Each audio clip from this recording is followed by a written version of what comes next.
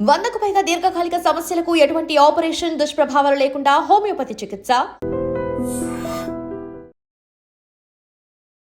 Welcome to iDream media. So జనరల్గా B12 deficiency ఈ మధ్యకాలంలో ఎక్కువగా మనం చూస్తూ ఉన్నాము. అయితే B12 డెఫిషియన్సీ ఉంటే ఎలాంటి లక్షణాలు కనిపిస్తాయి, B12 డెఫిషియన్సీని న్యాచురల్ వేస్లో ఎలా కరెక్ట్ చేసుకోవచ్చు, ఎలాంటి ఆహారాలు తీసుకోవాలి, వెజిటబుల్ థెరపీ దీని గురించి ఏం చెప్తుంది, వివరాలు తెలుసుకుందాం. మనతో పాటు ప్రముఖ vegetable therapist and sun spiritual society founder Vikramaditya Guruji ఉన్నారు.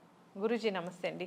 సూర్యోస్మిత గురువు గారు, లియో డైట్ ఇది పూర్తిగా వేదం ప్రమాణంగా వేదిక్ ఇండియన్ డైట్ ప్రతి ఆర్గాన్ని అది స్ట్రెంగ్తెన్ చేస్తుంది అని చెప్తూ ఉన్నారు. అయితే B12 deficiency Guruji, B12 deficiency అనేది వస్తే ఎలాంటి లక్షణాలు కనిపిస్తాయి, అంటే ఈ మధ్యకాలంలోనే ఎందుకు ఈ ప్రాబ్లం అనేది ఎక్కువగా కనిపిస్తుంది? అంటే మెడికల్ మాఫియా అంటే మెడికల్ మాఫియా మనం అంటే ఆ పేరు పెట్టాం, దానికి మాఫియా కాదు, మన జీవన విధానంలో వచ్చినటువంటి మార్పు. నేను కూడా కొంతకాలం ఈ B12 డెఫిషియన్సీ కోసం ఇంజెక్షన్స్ని తీసుకునేవాడిని.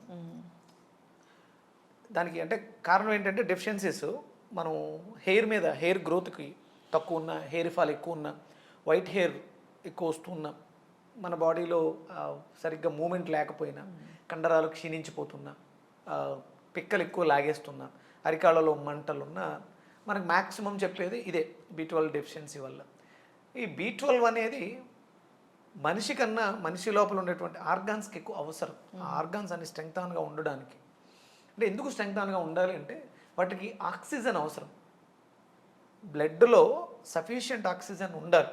ఆ ట్రావెల్ జరగాలంటే B12 యొక్క ఆవశ్యకత. అంటే B12 ఒకటే కాదు, B12తో పాటు B కాంప్లెక్స్ ఫ్యామిలీ అని చెప్పొచ్చు. ఇది పూర్తిగా మన ఆర్గాన్స్కి అవసరం, మన ఇంటర్నల్ ఆర్గాన్స్ మెయింటెనెన్స్కి. ఇప్పుడు అనగానే ఈ మెయింటెనెన్స్ అనగానే మనకి గుర్తొచ్చేది B12 పుష్కలంగా దేంట్లో దొరుకుతుంది? పొట్టు ఉన్న ఎలాంటి, అంటే మనం వెజిటేరియన్గా మాట్లాడుకుంటే ఇప్పుడు సొసైటీ అంతా ఎలా ఉందంటే B12 డెఫిషియన్సీ అంటే రోజు ఒక 1 కేజీ మేక మాంసం తిను, మేక లివర్ తిను, కోడి లివర్ తిను, అవి ఎక్కువ. అంటే మీట్లో మీకు ఎక్కువ ఉంది, మీట్లో B12 ఉంది. ఈ మీట్ పెరగడానికి B12 కావాలి. మాంసం వృద్ధి చెందడానికి మాంసాన్ని తీసుకోకూడదు. మనకి ఒక శాస్త్రం చెప్పుద్ది వేదంలో, ఘృతం వృద్ధయేత్ బుద్ధి, మాంసం వృద్ధయేత్ మాంసం, మృతం వృద్ధయేత్ మృతం. అంటే చనిపోయిన కలేబరాన్ని మరింతగా పెంచుద్ది. మాంసం తింటే కేవలం మాంసమే పెరుగుద్ది, బుద్ధి పెరగదు. నీ దగ్గర బుద్ధి క్షీణత ఉంది కాబట్టి మెదడు సరిగా పనిచేయక అవయవాల్లో, ఆర్గాన్స్లో మాంసం వృద్ధి చెందట్లేదు నీకు. అందుకే నువ్వు పెంచుకోవాల్సింది బుద్ధిని, మెదడు యొక్క పనితీరును మెరుగుపరుచుకోవాలి. దానికి అద్భుతంగా పనిచేసేది ఏంటంటే ఘృతం. అది అంటే ఘృతం అంటే ఆవు నెయ్యి. అది గోఘృతం అన్నా కావచ్చు, మన గేదె నెయ్యి అయినా కావచ్చు. అంటే దాంట్లో ఏముంటుందంటే కాల్షియం బాగుండడం ద్వారా, హై కాల్షియం ఉంటుంది. ఆ హై కాల్షియం ఉన్నప్పుడు బోన్ స్ట్రక్చర్ స్ట్రాంగ్గా ఉన్నప్పుడు దాని చుట్టూ ఉండేటువంటి ఫ్లెష్ ఎంత ఉండాలి, ఎంత మాంసం ఉండాలి, నేను చేస్తున్న వర్క్ ఏంటి, మీరు చేస్తున్న పని తగ్గట్టుగా మీ మాంసం వృద్ధి చెందాలి. అంటే ఈ డీటెయిల్ అంతా ఎక్కడుందంటే కాల్షియంలో ఉంది. మనం B12 డెఫిషియన్సీ అంటే B12 తీసుకుంటాం, అప్పుడు మనకి కాల్షియం ప్రాబ్లం వస్తుంది. దీనికి పరిష్కారం ఏంటి అంటే ఘృతం తీసుకుంటే, అంటే ఫ్యాట్స్, మనకు కావాల్సిన న్యాచురల్ ఫ్యాట్స్ తీసుకుంటే మన బాడీకి కావాల్సిన అన్ని పోషకాలని అది తేవడానికి. ఆవు నెయ్యి ఇప్పుడు ఆవు నెయ్యి జనరల్గా ఎట్లా తీసుకోవాలి గురూజీ? అంటే మనకి కంపల్సరీ ఉందమ్మా, ఆవు నేతితో అభికరించని ఆహారం విషతుల్యము అంటుంది శాస్త్రం. అంటే తినొద్దు, ఫ్యాట్స్ లేని అన్నాన్ని మనం భుజించొద్దు. మనకు పూర్వం అంతా కూడా, అంటే వేదంలో కూడా దీని గురించి ప్రస్తావన ఉంది, గోఘృతం గురించి, ఆవు నేతి గురించి. మిగతా వాటి గురించి ఎక్కడా ఉండదు మనకి. అంటే తర్వాత చరక సంహితల్లో మనిషి తీసుకోవాల్సిన వాటిలో ఆముదం ఒకటి ఉంటుంది, ఆవు నెయ్యి ఉంటుంది, అంతే.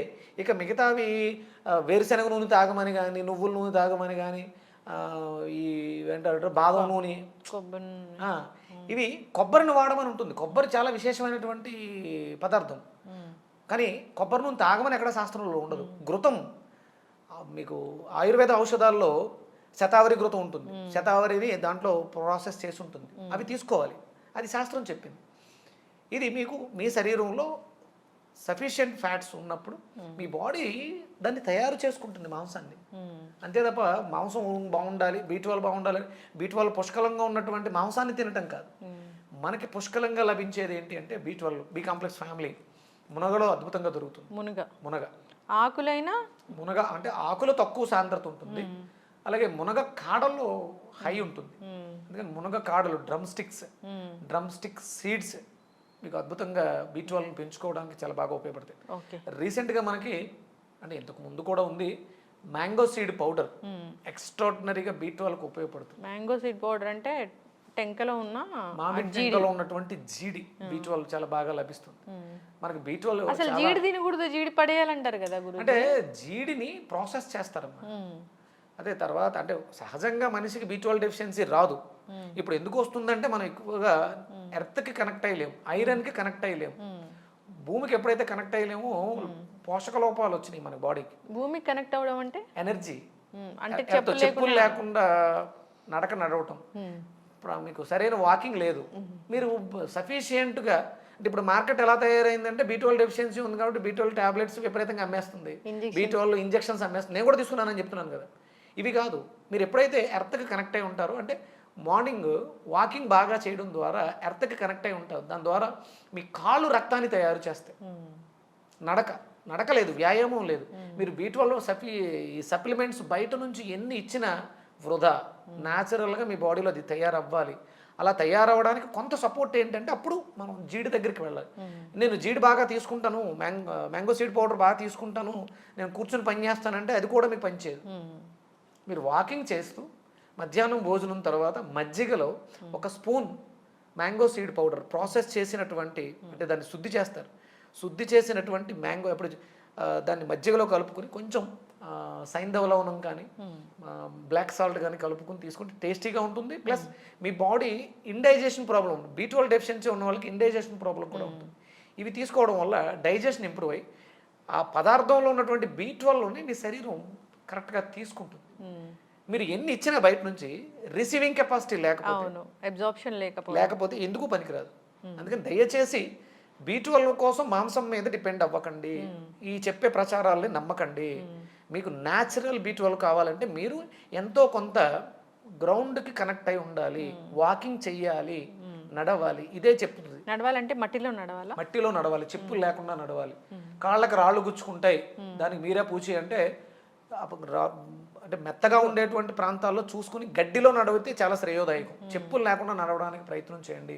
మీరు కూర్చున్నప్పుడు ఇంట్లో అంటే ఎంతో కొంచెం ఎర్త్ ప్లేస్, కాళ్ళు పెట్టి కూర్చోవడానికి కావాల్సిన ఎర్త్ ప్లేస్ సెలెక్ట్ చేసుకోండి. కొంత బయట నుంచి అన్నా మనం ఈ పూల కుండీల కోసం మట్టి తెచ్చుకుంటూ ఉంటాం, అలాంటి మట్టివి తీసుకొచ్చి కొంత మీరు గ్రాస్ని మనం ఇలాగా గోధుమ గడ్డి జ్యూసు ఇలాంటివి చేస్తున్నాం, దానికోసం పెట్టుకున్నట్టు ఒక చిన్న ఫుడ్ ఏరియా తయారు చేసుకుని మామూలు ఈ గడ్డి పీచివి దొరుకుతుంటాయి మార్కెట్లో, ఇది న్యాచురల్ గడ్డి అమ్మేటువంటి ఈ నర్సరీస్లో అమ్ముతూ ఉంటారు. ఆ చిన్న ఫుడ్ ప్యాచ్ పెట్టుకుని దాన్ని మనం కాపాడుకుంటూ ఉంటే మనకు ఆ ఎనర్జీ మన కాళ్ళకు వస్తుంది. వాకింగ్ చెయ్యండి. వాకింగ్ చేయకుండా గడ్డి మీద నేల మీద మీరు ఎన్ని రకాల సప్లిమెంట్ తీసుకున్నా వేస్ట్.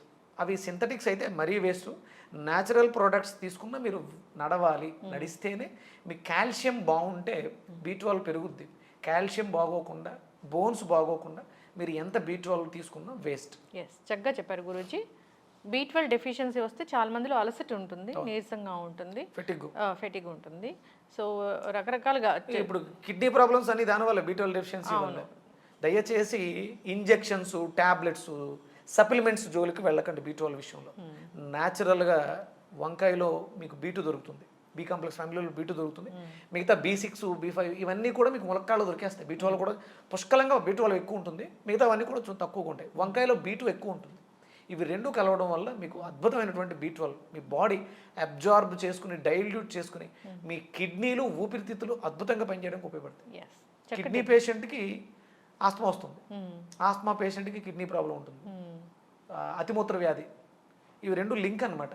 అందుకని వంకాయ ములక్కాడ చాలా అద్భుతమైనటువంటి కాంబినేషన్. మనం చేసాం వంకాయ మునక్కాడ టమాటా కర్రీ B12కి. అవును, ఎక్సలెంట్గా పనిచేస్తుంది. చేద్దాం గురువు గారు, కొంచెం టైం ఇవ్వండి మాకు. రకరకాల రెసిపీస్, మీ డైట్ ఉంది కాబట్టి already Leo diet, living energetic organ diet, Vedic ancient Indian diet follow అవ్వాలని కోరుకుందాం గురువు గారు. B12 డెఫిషియన్సీ ఉన్న వాళ్ళు ఇవి ట్రై చేయాలని కోరుకుందాం. మ్యాంగో సీడ్ పౌడర్ చాలా ఫేమస్ అయిపోయింది, అందరూ వైరల్ అయిపోయింది, అందరూ తీసుకుంటూ ఉన్నారు. అంటే దాని ప్రాసెస్ కరెక్ట్గా చేస్తున్నారు లేదో చూడండి. అవును, క్లీనింగ్ అవి లేకపోతే దానివల్ల వచ్చే సైడ్ ఎఫెక్ట్స్ ఉంటాయి. అథెంటిసిటీ ఉన్న బ్రాండ్ తీసుకుంటే మంచిది.